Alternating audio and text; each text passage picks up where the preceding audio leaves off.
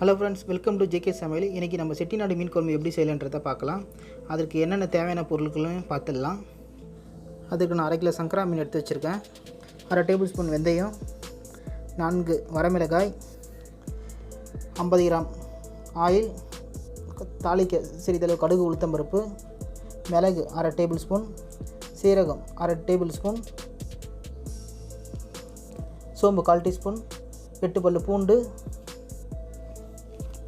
குழம்பு மிளகாய் தூள் 3 table spoon, chilli powder 2 table spoon, மஞ்சள் தூள் 1/2 டேபிள் ஸ்பூன், சால்ட்டு தேவைக்கேற்ப, தாளிக்க சிறிதளவு கருவேப்பிலை.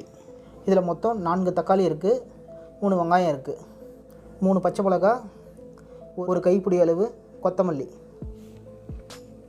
இதில் வந்து மிக்சியில் அரைப்பறதுக்கு 2 வெங்காயம், 1 தக்காளி, தேங்காய் மிக்சியில் அரைப்பதுக்கு 2 தேங்காய் பத்தை, புளி கரைசல் 1 எலுமிச்சம்பழம் சைஸுக்கு எடுத்து வச்சு கரைச்சி வச்சுருக்கேன் புளி கரைசல்.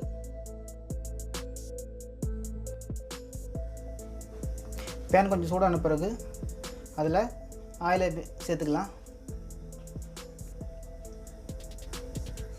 அடுத்தது மிளகு சேர்த்துக்கலாம்,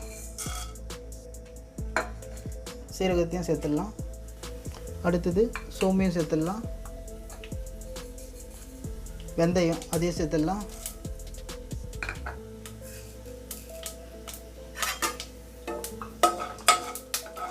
சிறிதளவு கருவேப்பிலையும் போட்டுக்கலாம். அடுத்தது நம்ம மிக்சியில் அரைக்கிறதுக்காக கட் பண்ணி வச்சுருக்க அந்த தக்காளி வெங்காயத்தையும் இதில் சேர்த்துக்கலாம்.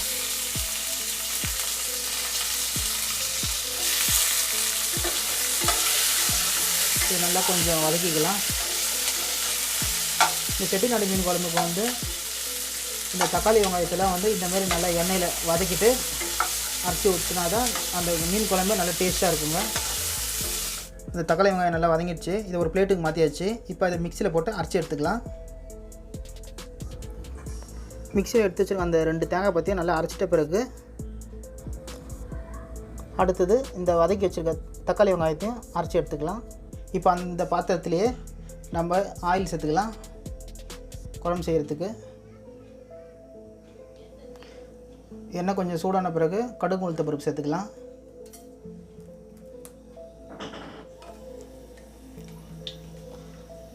நான்கு வரமிளகாயும் சேர்த்துக்கலாம்.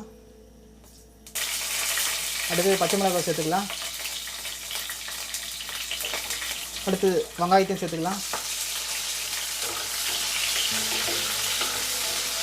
8 பல்லு பூண்டை 2 கட் பண்ணி வச்சுருக்கேன், அதையும் சேர்த்துக்கலாம்.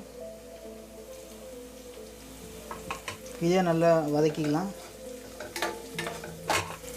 வெங்காயம் கொஞ்சம் வதங்கிடுச்சு. இப்போ கொஞ்சம் கருவேப்பிலையை சேர்த்துக்கலாம், தக்காளியை சேர்த்துடலாம்.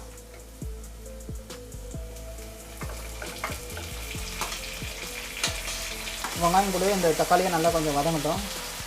கொஞ்சமாக சால்ட்டு சேர்த்துக்கலாம். சால்ட்டு சேர்த்து இந்த தக்காளி வெங்காயத்தை கொஞ்சம் நேரம் வதக்கி விடலாம். சீக்கிரமாக வதங்கிடும், அதனால தான் சால்ட்டு சேர்த்துக்கிறோம். இப்போ 2 நிமிஷமாக தக்காளி வெங்காயம் வதங்கின்னு இருக்குது. இப்போ நம்ம மூடி திறந்து பார்க்கலாம் எப்படி இருக்குன்னு. தக்காளி வெங்காயம் நல்லா வதங்கிடுச்சுங்க. இப்போது நம்ம எடுத்து வச்சுருக்க இஞ்சி பூண்டு பேஸ்ட்டு அதில் சேர்த்துடலாம்.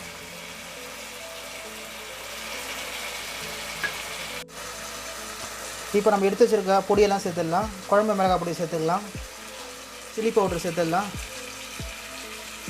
மஞ்சத்தூள், இதெல்லாம் வந்து நல்லா மிக்ஸ் பண்ணி விட்ருங்க அந்த தக்காளி வெங்காயத்தோடவே.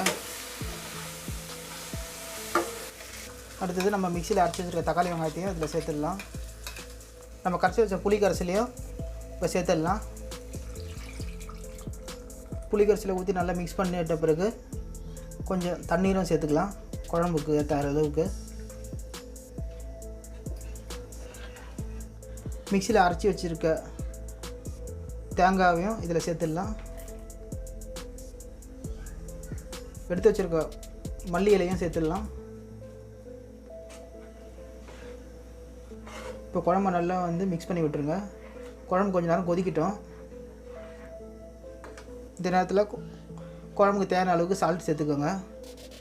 ஏற்கனவே கொஞ்சம் சால்ட்டு போட்டிருக்கோம் தக்காளி வெங்காயம் வதக்கும் போது, அதனால் சால்ட்டு தேவையான அளவுக்கு செக் பண்ணிவிட்டு போட்டுக்கோங்க. இப்போ குழம்பு ஒரு 1/4 மணி நேரம் வரைக்கும் நல்லா கொதிக்கிட்டோம். கொதிச்சதுக்கப்புறம் நம்ம மீனை போட்டு 2 நிமிஷத்துலேயே நம்ம ஸ்டவ் ஆஃப் பண்ணிடலாம். ஏன்னா மீன் வேகிறதுக்கு 2 நிமிஷம் டைமே போதும். அதனால் இப்போ குழம்பு மூடி போட்டு 1/4 மணி நேரம் கொதிக்க வைக்கலாம். இப்போ ஒரு 1/4 மணி நேரமாக குழம்பு நல்லா கொதிச்சிச்சு. இப்போ மூடி திறந்து பார்க்கலாம். பாருங்கள், குழம்பு நல்லா சலசலன்னு கொதிச்சிச்சு. நல்லா கமகமான வாசனை வருது. மீன் போடுறதுக்கு முன்னாடியே நல்லா கமகமான வாசனையாக இருக்குது. மீனை வந்து ஒன்று ஒன்றா குழம்புல சேர்த்துடலாம். மீனை சேர்த்து லைட்டாக கலரி விட்டு 2 நிமிஷம் இருந்தாலே போதும், குழம்பு ரெடி ஆகிடும். மீனை போட்டோன்னா கொஞ்சமாக கலரி விட்டுக்குங்க. அடிக்கடிக்கு கலரி விடாதீங்க, மீன் உடைஞ்சிரும். மீன் போட்டோன்னா இந்த மாதிரி குழம்புல முழுகிற அளவுக்கு மீனை கலரி விட்டால் போதும். இப்போ ஒரு 2 நிமிஷம் மூடி போட்டுருவோம். 2 நிமிஷம் ஆயிடுச்சு. இப்போ குழம்பு திறந்து பார்க்கலாம். அருமையான வாசனைங்க. நல்ல வாசனையில் சுவையான நம்மளுடைய செட்டிநாடு மீன் குழம்பு ரெடி ஆயிடுச்சு. இந்த வீடியோ பிடிச்சிருந்தா இந்த வீடியோக்கு ஒரு லைக் பண்ணுங்கள். உங்கள் நண்பர்களுக்கும் மறக்காமல் இந்த வீடியோவை ஷேர் பண்ணுங்கள். அப்படியே சேனலையும் மறக்காமல் சப்ஸ்கிரைப் பண்ணிக்கோங்க. அப்போ தான் நாங்கள் அப்லோட் பண்ணுற புத்தம்புது வீடியோக்கள் உடனுக்குடன் உங்களுக்கு நோட்டிஃபிகேஷன் வரும். மீண்டும் மற்றொரு வீடியோவில் சந்திப்போம். தேங்க்யூ.